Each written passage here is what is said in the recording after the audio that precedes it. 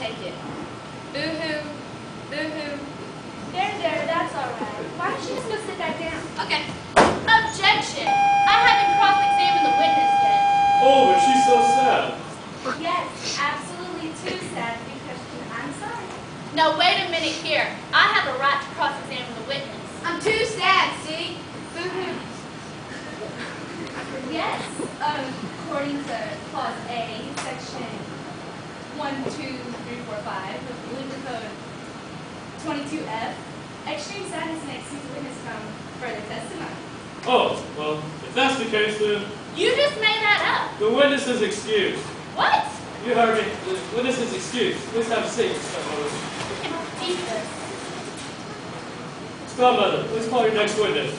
I call to the stand Mrs. Grandmother Hood. Do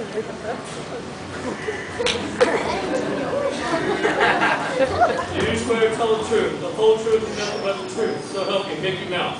You betcha. Thanks, Granny.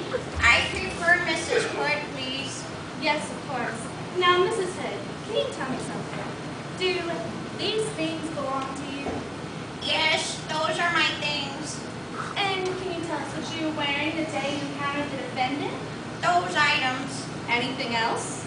Just my undies, dear, but that's none of your business. Yes, I see. Now, is it correct that when your granddaughter encountered the defendant, he was wearing these same items? Yes, he was. And at this point, he had eaten you. Is that correct? Yes, it was terrible. Terrible. Well, ladies and gentlemen, we've heard that word before, haven't we? Mrs. Hood's granddaughter described the events in the same way. And quite frankly, I think they're being kind, as it is in their nature to be. So, not only did the big bad wolf eat a dear old lady and her granddaughter, but insisted that the old lady remove her desperately needed eyeglasses in which she needs to see. Without her ability to see, the kind of psychological strain Mrs. Hood must have endured would have been unthinkable. That's all, Mrs. Hood. Your witness? You may examine the witness, Miss Stepmother. Oh, I can examine this one? Thanks so much. You're welcome. Mrs. Hood, let me ask you this. Yes. How did the defendant get you to remove your glasses? Did he just ask you? None of that is in the statement you gave the authorities. Your statement just jumps from the wolf came in to he ate me to then I was joined by my granddaughter in the wolf's stomach. That's all we get. Now what happened? Well, he didn't exactly. I see you're not wearing glasses today, Mrs. Hood. Do you own contact lenses? Yes. Yes, I do. And isn't it true you were in fact wearing contacts the day that Mr. Wolf entered your cottage? Yes, I was. Ah, so you were able to see just fine, weren't you? Yes. That is interesting. I think I'm just about done. But I have one more question. Yes. What sort of carpet do you have on your floor, Mrs. Hood? In what room? In your bedroom, of course. Wolfskin. Wolfskin. That is fascinating. Who made that carpet, Mrs. Hood? My late husband and myself. I see. No further questions, Your Honor. Where'd that come from? Hey, baby, I said I didn't work too hard on this case. That doesn't mean I'm still not the best there is. Besides, maybe I like it a little bit. Well, that was a stunning turn of events. This case may prove more of a battle for Miss Fairy Godmother than she had planned. Oh, shut up. The witness is excused. Would you care to call another witness, Miss Godmother? Yes, I would. I would like to call Mr. Bill Woodpecker. Do you swear to tell the truth, the whole truth, and nothing but the truth, so help you, Madam Elector? I do indeed. Mr. Woodpecker, can you tell us what you do for a living?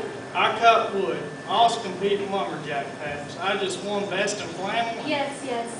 So, as part of your job, you carry an axe. Is that correct? I certainly do. And you are licensed to use that axe in cases of emergency, are you not? I am. So, in fact, is it not part of the woodcutter's code that you must always respond to innocent people in need? It is part of that code, and I uphold that part of the code. So, in other words, when you encounter an emergency, emergency in the woods, you are obligated to act quickly and courageously. Yes, I am. And so you did, sir. You're a true hero, sir. Well, thank you, ma'am. No further questions, Your Honor. Your witness, Miss Stepmother. Thank you. Now, Mr. Woodcutter, let's talk about this woodcutter's code, shall we? Okay. How do you know when there's an emergency in the woods that you need to respond to? Well, usually if I see something that looks wrong, I respond to it. I see. You see then, do you? Now, Mr. Woodcutter, would you care to tell me what prompted you to go into Mrs. Hood's cottage that day? There seems to be nothing in the police report about why you entered the house. Did you hear a scream? Well, no, not exactly. Did you see the defendant enter the house and become suspicious? No, okay. I was snooping around the house. Snooping? Whatever for? I was looking for a pie to steal off the windowsill. And why ever would you do that? I thought you were a hero. Cutting wood don't pay so good. That's why I do the pageants, but you only get the big money if you win first prize. I hadn't done that yet.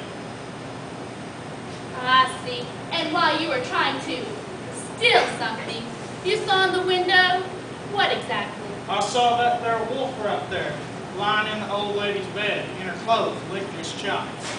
All right then. Now, Mr. Woodcutter, how did you know? I mean, absolutely know for sure that Mr. Wolf had eaten your friends and that you were justified in cutting him open. Because that is what you did, isn't it? You cut my client open with an axe. Yes, I did. How did you know, Mr. Woodcutter? Couldn't Mr. Wolf have been a friend of Mrs. Hood's that you didn't know? One who likes to occasionally wear her nightgown? How did you know he had eaten them and that the two women weren't simply in the other room? Well, he's a wolf. Oh, so you just got to cut him open then, eh? Because he's a wolf? Well, yeah. No other reason? Nope. No further questions, Your Honor. Another stirring cross-examination from stepmother. This is interesting. Shut up. Why did you go to commercial? Miss Godmother, do you have another witness?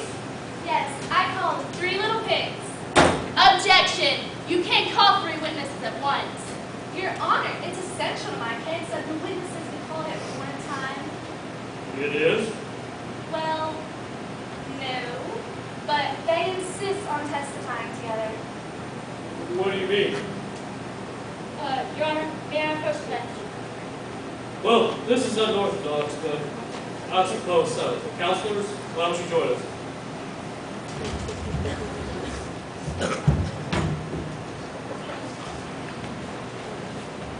What is it? My siblings are not really competent to testify without me. What do you mean? They're, immature. No, you can say it. They're stupid. They're too stupid. Oh, I see. Well, I see no problem. Miss Stepmother? I think I'm fine with that. Very well. 3 little pigs, please take the stand.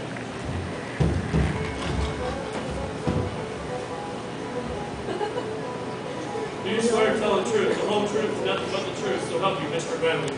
Get what? Yes. Very well. Now, can you each please give the court your names? Get? Tell the nice lady your name. Yo me llamo Una. Una? Don't you mean... Don't worry about it. My name's T. Well. My name is 3. Okay, now, Una, can you tell me what happened with you in your house?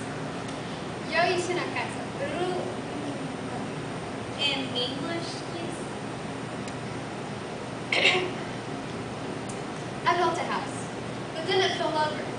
Now I'm in another house. How did your house fall down? A fox blew it down. A fox? Are you sure it wasn't a wolf? Oh, wait! Calm down, calm down. You're safe.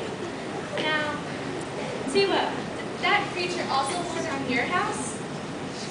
Tiwa! Oh, yeah.